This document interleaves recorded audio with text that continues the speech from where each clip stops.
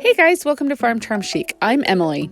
Today's episode is all about Easter, and I have some beautiful brand new Easter DIYs to share with you. This video is part of an amazing playlist, but I will explain more about that in a few minutes. If you enjoy crafting, DIYs, dupes, hacks, thrift flips, or just creating in general, I would love if you would consider subscribing. And if you do like what you see in today's video, go ahead and give it a thumbs up. But let's get started. This project is just made using some of the paint stir sticks that you get just at the hardware store, and also a couple of eggs from the Dollar Tree in the little pack that they come in. So I am cutting the paint sticks down the smaller size to 8 inches, and then I have these 2 larger paint sticks that I am not going to cut down at all. I'm just going to leave them that size. And I cut 4 of the 12-inch paint sticks down to 8 inches. I hope that makes sense. And then I am just gluing them like crossbars, almost kind of like a ladder that I'm making here. I just thought this would be kind of cute to hang these little eggs from each of these little rungs here. So I'm just using some wood glue and a little bit of hot glue to give them that long-term and short-term hold there. I will completely paint this in white chalk paint. You can paint it to whatever color matches your decor. Now I'm moving on to printing on tissue paper. So I have done this before and I absolutely love it. And I just take a piece of tissue paper, I cut it down to the size of just a regular size of copy paper, and just tape the edges. Now, not all of the edges need to be taped, but you need it to be enough that it will go through your printer, and you just print directly onto the tissue paper, and it comes out so pretty. So I just had those little graphics in egg shapes, and I will leave the link to where I got those. It was provided by the Graphics Fairy, so I'll leave the link to those if you want to print these out. Now I just go around and sand all of the edges of our little piece there, so that way it can have a distressed look. And then I'm just carefully going to cut each of these out on the tissue paper. Now I probably didn't need to be quite as exact as I was, because I will sand the edges, but I'm just cutting them down, and I'm just going to use some Mod Podge to get these to stick on. Now, it can be any kind of Mod Podge. It doesn't have to be the satin, the matte, or the glossy. It really is just to get these to stick. So I paint it on very thin, and then I just use my finger to press that in to make sure that it is completely adhered everywhere. Now, I didn't mind if there was wrinkles in the tissue paper, because it will have a tendency to wrinkle a little bit. I just thought that added an aged look. So just be aware of that. This one, I kind of didn't get it centered a few times. It took me a few times. You could see I could kind of peel it up and work with it a little bit there. Just go slow and be gentle, because it is tissue paper and it can rip, but you do have a little bit of like space to work with, if that makes sense. So I just do the same technique on all 3 eggs to get those images on there, and then I take my fingernail file, so whatever you use to sand with, and in a slow downward motion, I just go around the entire egg just to get all of that excess tissue paper off, and it's going to make it look crisp and clear. Now, after all of the Mod Podge has dried underneath that tissue paper, I go back in with a very thin coat on the top. This is just going to protect that image so it doesn't get damaged in any way, or if water were to splash on it, depending if I keep it in my kitchen or anything, it's not going to harm the ink that's on there. Now, on each of these little slats, I am just going to tie a little bit of twine. I wrap it around several times, and then I am just tying it off in a knot. And then these eggs come with a hole already punched in them. And to get that with the tissue paper, I just poked like a little end of a paintbrush through, so that way I could feed my twine through. And I just tie it off, and then I will just cut off the back side of that. And then you can see how each of those look. Now they're on there. And I did just do a little bit of a finger twine bow that I put on the top of each of the eggs. I thought that added just a really cute little element. And again, I love twine, so that's totally optional. Now, I have these little half beads that I had stained with antique wax, and I thought that they looked super cute on all the little like joints, almost like it's covering like a nail head. It's completely decorational, total optional step. I just thought it added a little bit of extra something to it. And then I just dry brush over each of them to brighten them up a little bit. Once you stand this up, as you can see, those eggs look so cute just hanging there. I love how this turned out. It's perfect for like a backsplash in a kitchen, to rest it against that, or on a shelf somewhere. What do you guys think of this? I love how it turned out. As I mentioned earlier, this video is part of a playlist, and it is with all of these amazingly talented creators. I am so excited to get to be a part of this, and I would love for you to watch all of the other Easter DIYs that these creators have made for you. The link will be down in my description box, as well as pinned in my comments, so you can easily find it. Once you click that link, you'll be directed to the playlist, where you can immediately start getting all of the Easter inspiration that you need. But let's get right back into the DIYs. I have seen these little baskets several places. You can find them in the floral section of your craft store. I've even seen them like at TJ Maxx or things. You might even have one in your stash already, but to me, it was the perfect shape for a carrot. So I'm just going to take a little bit of the orange burlap ribbon that I have. I got it just at the craft store. You can use any kind of ribbon. It doesn't have to necessarily be burlap, but that's just what I found and I thought it was super cute. So I start by gluing on the bottom of the edge there, and I'm just going to do a method of kind of gluing around that bottom shape and holding that burlap ribbon into place until it dries so I can get that nice little crisp point on the bottom. And it's like not so crisp. I mean, it doesn't have to be super perfect. But I do go ahead and kind of fold the ribbon under so that way it kind of tapers down, if that makes sense. You'll see here when I wrap this around, I end up kind of folding the bottom piece under a little bit just to make sure that it does kind of go down to a point. Hopefully you can see what I'm doing here. But this is just a method of wrapping and gluing every once in a while. I feel like if I wanted to, after Easter time, take this ribbon off, there's not so much glue that I wouldn't be able to do that. Once you get going, it's just a matter of wrapping this ribbon around. You can do any kind of like pattern, or you can fold the ribbon over, whatever you would like. I'll show you kind of what I do to add a little bit of texture to it since this is wired ribbon. Now I was kind of going to go up over the edge here, as you can see, but I decided not to. Instead, I just put this as close to the top there, and then I'm just going to snip it and glue it in the back. So to finish this off here, I just take a piece of burlap ribbon, enough that will stretch all the way around to the back, and I fold it over and I bring that up under. That just to me gave it a little bit more of a finished look, and I'll just hot glue that together in the back. Now to go back on all of the little layers there, I just kind of bend and crimp each of them to add a little bit of texture to the ribbon. So for my filler, I just have this greenery that I have. You can use anything, any type of plant that you wanted to use.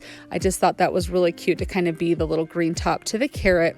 And then I just make a little bow. I just make a loop out of some ribbon, and then I will pinch that in the middle, and I just use another little lace bow that I have from Dollar Tree to kind of make that, add a little cute texture to bows. You guys know I am not the best at bows, so I do the best that I can.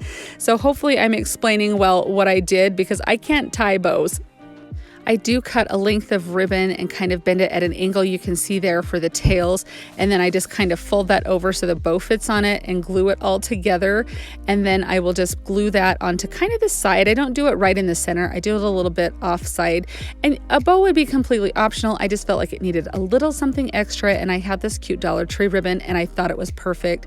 And you can see, and I do decide that it, like the one tail needs to be shortened a little bit, so I just go back in and kind of snip that up a little bit. But I think this just turned out so cute. That little bow to me just kind of makes it. All right, did I do a good job converting this basket into a carrot? I thought it turned out really cute, and I think the Easter bunny would definitely stop at my house if this was hanging on my front door.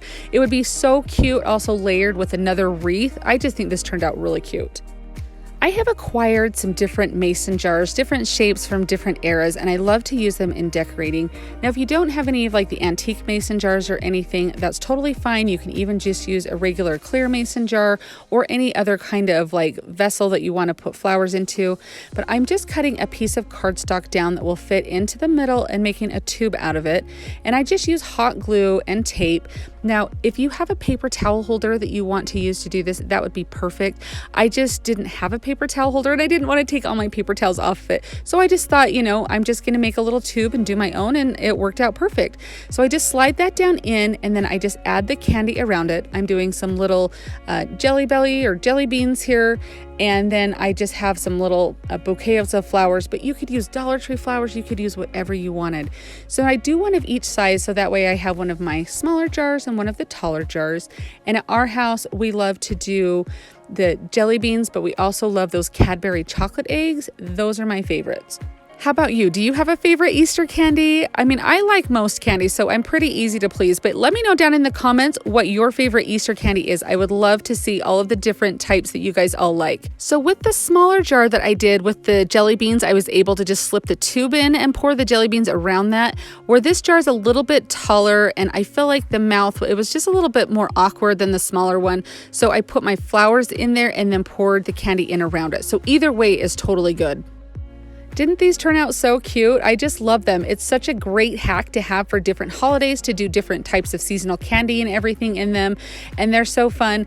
And plus you have a little bit of a hidden treat that you have if you need some chocolate.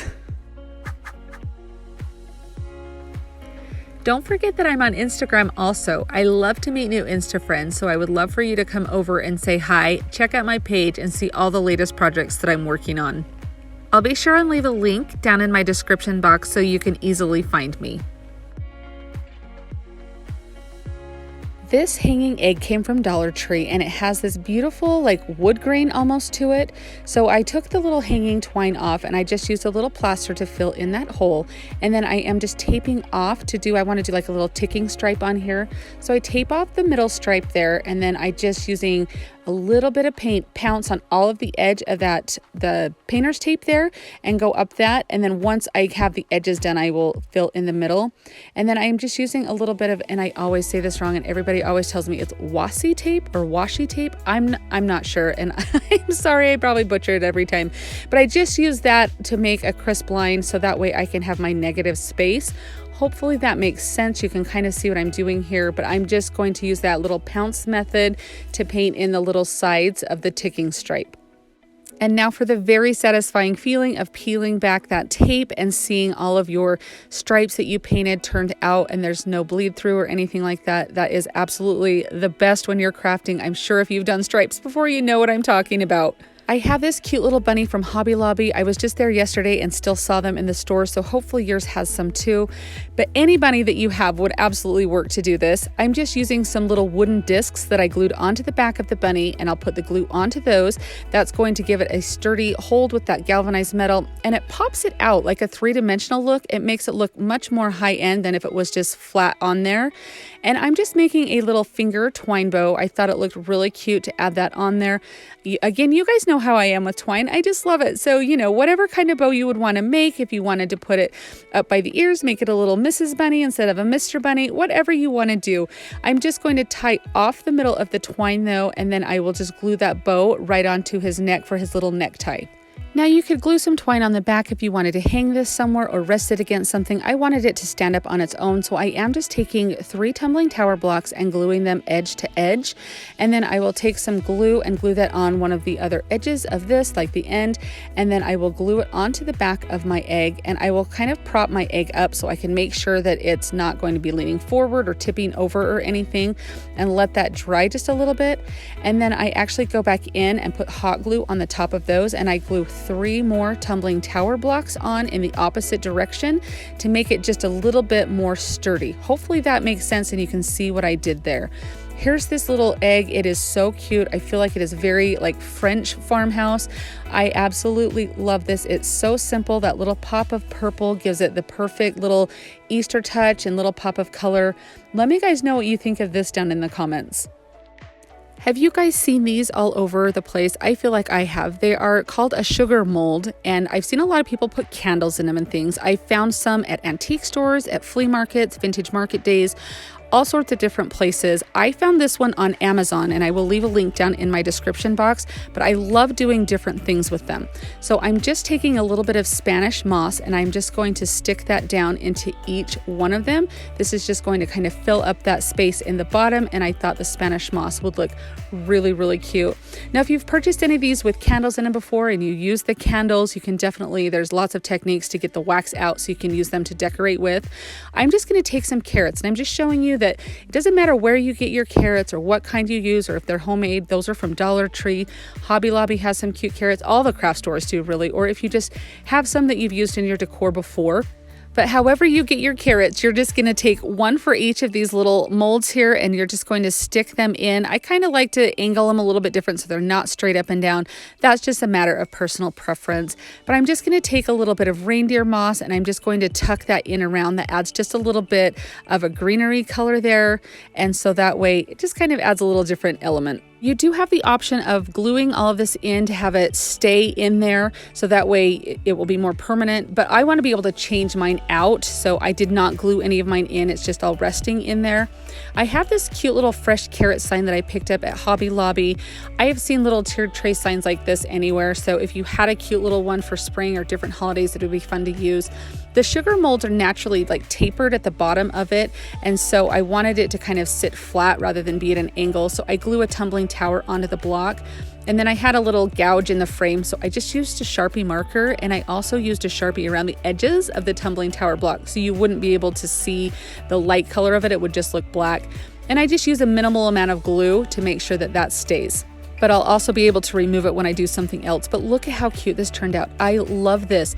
I am so excited to think of different things for different holidays to do with this. If you happen to see these in your antique shopping or flea market or anything, definitely pick one up. I will leave that link down in my description box to the ones on Amazon.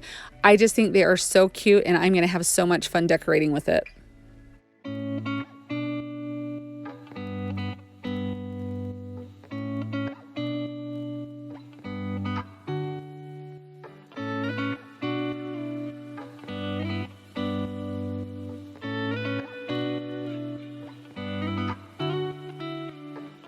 I would just like to thank you so much for joining me today. I hope that you enjoyed and got inspired by all of these Easter DIYs. I always love to hear your favorites, so if you did have a favorite, definitely let me know. I am also very interested to know what your favorite type of Easter candy is. I'm excited to see all of the different types of candy you guys list, so let me know down in the comments that also. Remember that this video is part of an Easter playlist. If you click that link in my description box or in my comments, you're going to be taken to the playlist where you will get so many fun Easter ideas and inspiration. Everyone who participates is so talented, and I know you're going to love their things. Again, thank you so much for watching. If you did like what you saw, remember to like and subscribe. As always, remember to be safe, be smart, be nice, be happy. Choose to have a good day because you are amazing. Thank you so much, guys. We'll see you next time.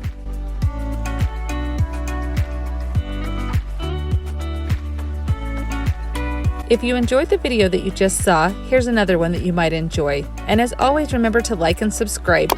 Thanks so much for watching, and have an amazing day.